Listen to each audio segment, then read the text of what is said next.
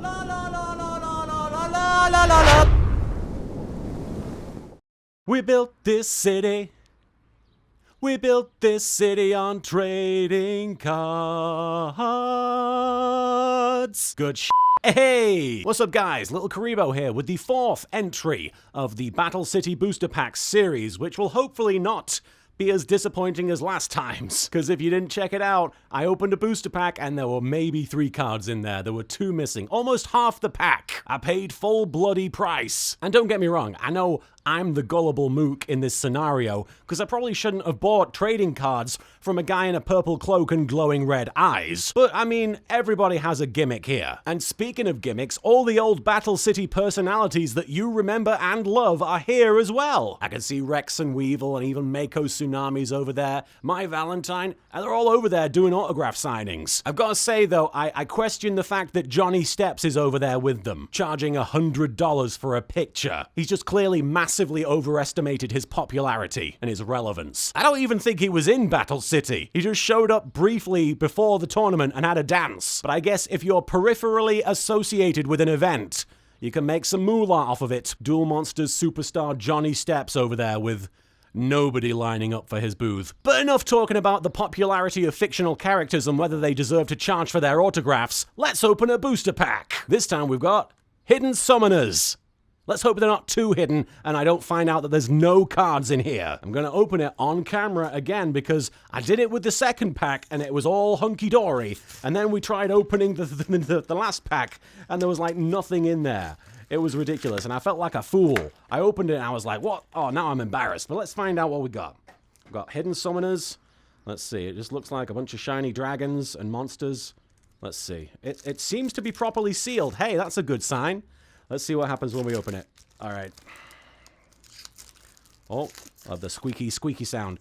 We got 1, 2, 3, 4, 5. We got 5 cards this time, so all is well. I'm still going to switch out to a different set of booster packs, I think, because I'm running a risky business doing these. But at least we got 5 cards this time, and that's some peace of mind. Start things off with a 5-star monster, Thunder Dragon. And of course, Thunder Dragon is surrounded by lightning, completely missing the point that lightning and thunder are 2 completely different things, mate. But let's not be too judgmental. And it's a thunder/effect monster. It says you can discard this card, add up to 2 Thunder Dragons from your deck to your hand. And of course, this is very good at getting a bunch of dragon cards in your hand so you can use them to fusion summon things, etc.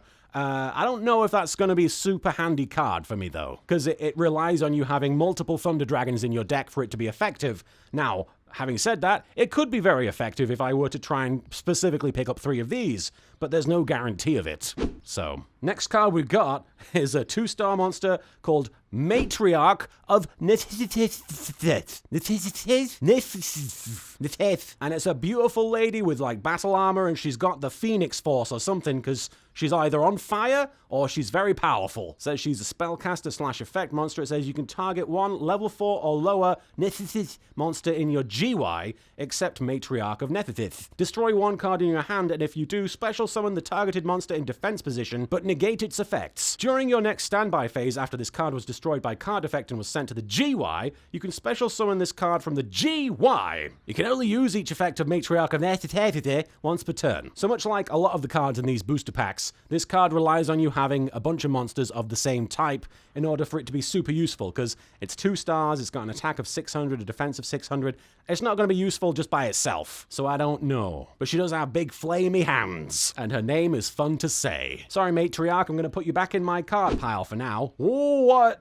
What is this? Prank Kids Fansies. Like pansies, except fansies. I don't know what's going on with these guys. They're like a bunch of chibi green weirdos. It looks like what happens to Kurbifer when he gets stoned on weed. It's a thunder/effect monster. It says, if this card is sent to the GY as a material for the fusion or link summon of a Prank Kids monster, it won't be. You can send 1 Prank Kids card from your deck to the GY, except Prank Kids Fansies. Then you can special summon 1 Prank Kids monster from your hand or deck in defense position, except Prank Kids Fansies. You can only use the effect of Prank Kids Fansies once per turn. Now, at first glance, this is very similar to the last card we checked out, in that it relies on a bunch of other cards to be useful, but check out its defense. It's got defense of 2,000, and it's a 1-star monster, so it's really easy to bring out. So I think it's worth thinking about. because I do need some more basic monsters that I can use on my field to keep myself protected. Next card is a trap card called Phoenix Wing Wind Blast. So basically, if Dumbledore had his phoenix fart on you, and it's got some really beautiful art. It's just a lot of fire, but I really like it. It's very beautiful. It's very shiny. It says discard one card, then target one card your opponent controls. Place that target on top of the deck. So this will be good if I need to get rid of an opponent's monster temporarily, and I don't have any monsters on the field strong enough to do it. So that's actually really good. That's good to keep in mind. This is a strong contender. I might end up picking this one, if not the Stoned Kurbophers. And the last card, but not least, certainly, is Cerulean Sacred Phoenix of Nethetitev. And it's got a whopping 8 stars. And it's a fire type. I mean, no shit. It's crazy epic. Now, this is a ritual type monster, which means you need a specific ritual spell card, I think, to bring it out. I could be wrong, but I'm pretty sure that's how it works. So right off the bat, I know it's probably not going to be useful for me, but let's check it out regardless. It's a winged beast ritual effect thing, and it says you can ritual summon this card with Rebirth of Nethetitev. You can only use each of the following effects of Cerulean Sacred Phoenix of Nethetitev once per turn. During your main phase, you can destroy Nethetitev cards in your hand and or face-up field, then destroy an equal number of monsters your opponent controls. That's amazing. During your next standby phase, after this card was destroyed by battle or card effect and sent to the Gewi, you can special summon this card from the Gewi. So yeah, again, not very useful, but a super cool card, and it's got like a real glossy sheen on there. I'm getting some pretty shiny cards in here. But having said that, I don't think the Nethetitev cards are any use to me, even though I now have multiple ones. Having said that, it's either going to be Phoenix Wing Wind Blast or Prank Kid Fansies, I think, or Thunder Dragon. Okay, this is a tough one. I know I can eliminate the Matriarch and the Cerulean Sacred Phoenix, and I don't think Thunder Dragon is going to be that useful. You know what?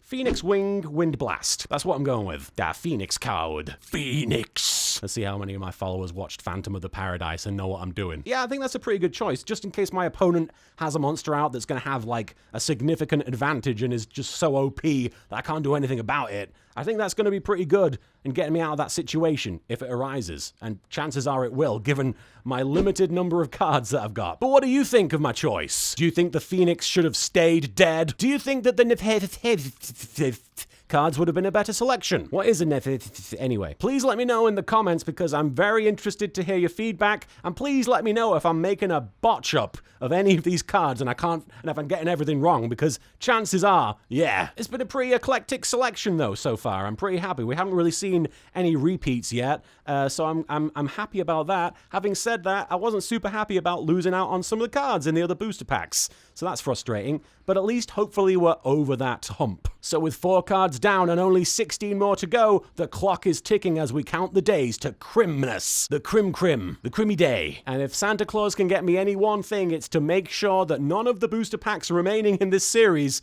are missing any bloody cards, you bastard rare hunters. And also, I'd like to know who my git of an arch rival is, if he's out there, hoarding cards from me. Until next time, guys, I'll see you later, and I think I'm gonna go line up and get my Valentine's autograph, because it's actually worth the money. Johnny Steps, who does he think he is? I'll catch you next time.